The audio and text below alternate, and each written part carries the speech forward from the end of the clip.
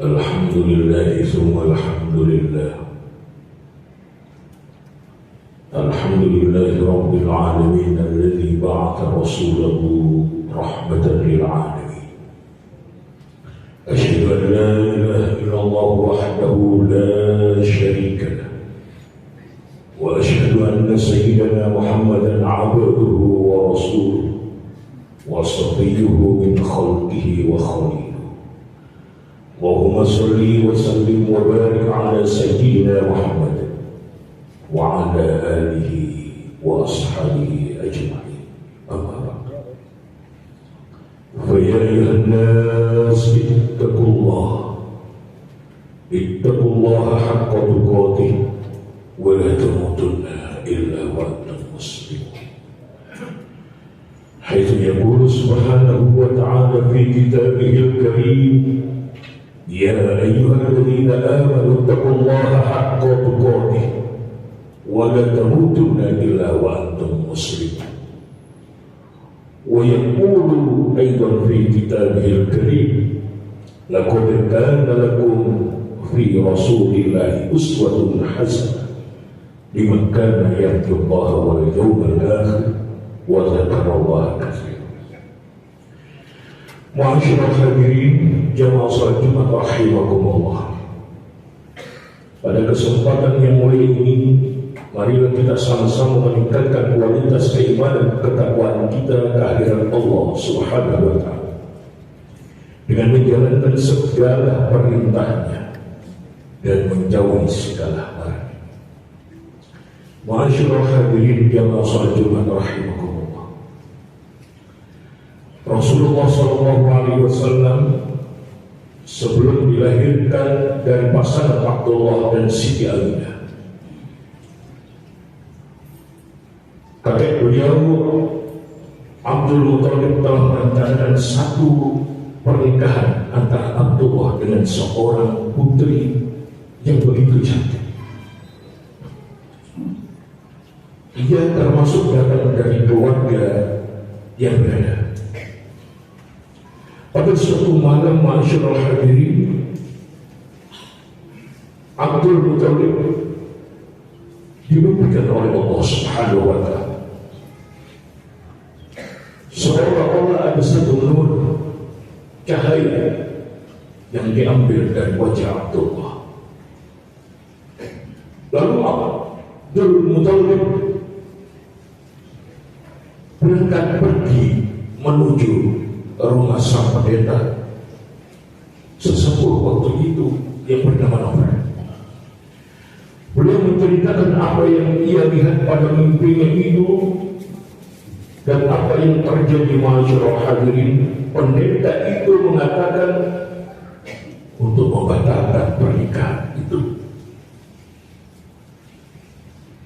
Lalu bergegaslah pulang. Ia membatalkan pernikahan Abdullah dengan seorang yang berada pada waktu itu. Pada malam berikutnya, beliau dimimpikan nur cahaya yang diambil oleh Allah dan Abdullah telah kembalikan seperti sedia. Itu merupakan satu bentuk rekayasa penjagaan Allah Subhanahu wa ta'ala terhadap Nabiullah Muhammad sebagai Nabi akhir zaman. Nasab beliau sangat terjaga, ma'asyiral hadirin. Termasuk ketika Nabiullah Ismail alaihissalam ketika menikahi istrinya yang pertama, lama dia tidak dikawin anak. Ketika Nabiullah Ibrahim berkunjung kepada Makkah, Nabiullah Ismail tidak ada di rumah. Ia hanya ditemui istrinya Ismail. Istrinya Ismail tidak mengenal mertuanya itu yang bernama Ibrahim. Apa yang terjadi, ma'asyiral hadirin? Perjalanan dari Irak menuju Makkah al-Mukarramah ketika ditempuh dengan menaiki onta bisa 3 hari hingga 7 hari 7 malam, ma'asyiral hadirin. keadaan Nabiullah Ibrahim yang sudah tua renta nyampe kota Makkah al-Mukarramah dengan keadaan kotor dan rusak. Istri Nabiullah Ismail alaihissalam memperlakukan Ibrahim dengan tidak manusiawi. Ia menceritakan kekurangan Nabiullah Ismail, ia menceritakan kekurangannya setiap hari. Di dalam hati Ibrahim alaihissalam, ia menangis putranya di ejek-ejek oleh istrinya. Istri Ismail tidak bisa menjaga kehormatan sang suami. Tidak lama kemudian Nabiullah Ibrahim berpamitan kepada istrinya Ismail dan menitipkan secari kertas. Tidak lama kemudian ma'asyiral hadirin, Nabiullah Ismail datang dan menanyakan, adakah seorang tamu yang datang pada hari ini? Istrinya menjawab, iya. Istrinya menjawab, ada seorang tamu yang tua, yang bangga, tidak begitu enak, yang lusuh. Nabiullah Ismail mendengarkan cerita itu dengan begitu sedih. Engkau tahu, wahai istriku, siapa yang datang waktu itu? Aku tidak tahu, mas. Ia orangnya jelek, kotor. Dia adalah ayah anakku. Nabiullah Ismail lantas menanyakan, apa yang dia titipkan kepada? Ia tidak memberikan apa-apa kecuali secari kertas berupa surat. Maka dibacalah surat itu oleh Ismail dan perintahnya agar menceraikan istrinya. Ma'asyiral hadirin, jemaah salat Jumat rahimahullah. Ketika Ismail menceritakan isi yang ada di dalam kertas itu, istrinya langsung nangis dari hati. Ia menyesal karena hendak dicerai oleh Ismail. Begitu hebatnya Allah Subhanahu wa taala mengatur menjaga nasab Rasulullah sallallahu alaihi wasallam. Begitu Nabiullah Ismail alaihissalam menceraikan istrinya yang pertama, Ismail mempersunting seorang wanita yang sangat cantik jelita, namun hatinya begitu mulia. Istrinya yang kedua ini adalah istri yang diajak oleh Ismail untuk membangun Ka'bah. Ketika Nabiullah Ibrahim bertandang untuk kedua kali ke kota Makkah al-Mukarramah, istri Nabiullah Ismail juga tidak mengetahui bahwa itu adalah ayah hendaknya, bahwa itu adalah mertuanya.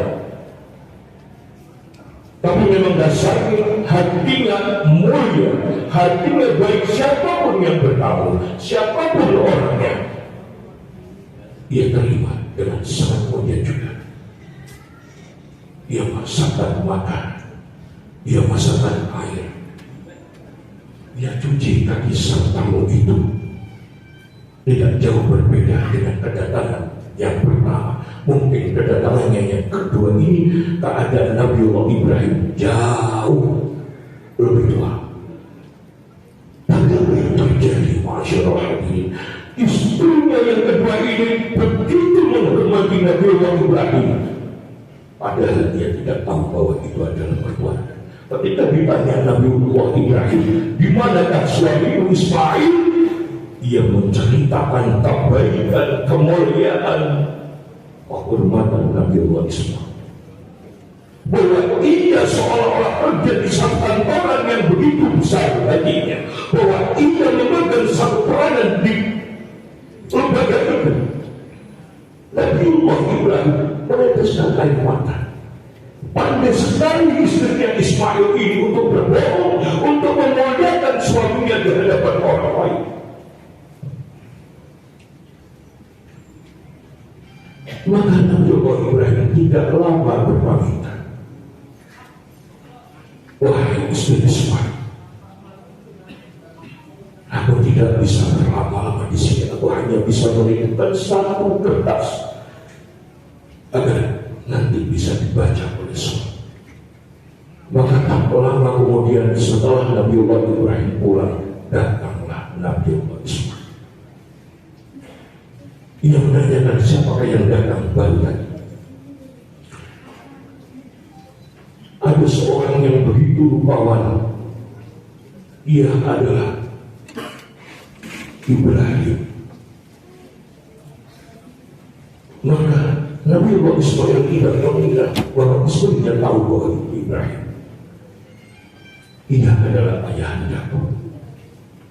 Bahkan istri Nabi Ismail saat itu ia langsung nangis karena ia kurang begitu menghormati, kurang bisa memuliakan Nabi Ibrahim menurutnya. Tapi yang di dalam kertas itu, ma'asyiral hadirin, Nabi Ibrahim merasa bahwa ia benar-benar dihormati, benar-benar dimuliakan oleh menantunya yang kedua. Maka dibacalah kertas surat titipan Nabi Ibrahim oleh Ismail dan mengatakan bahwa Ismail, peganglah istrimu baik-baik dan rawatlah hingga akhir hayat. Maka istri Nabiullah Ismail yang kedua ini nangisnya begitu hebat karena satu, ia merasa kurang bisa memuliakan dan menghormati mertuanya. Nangisnya istri pertama Nabiullah Ismail berbeda dengan nangis istri yang kedua Nabiullah Ismail.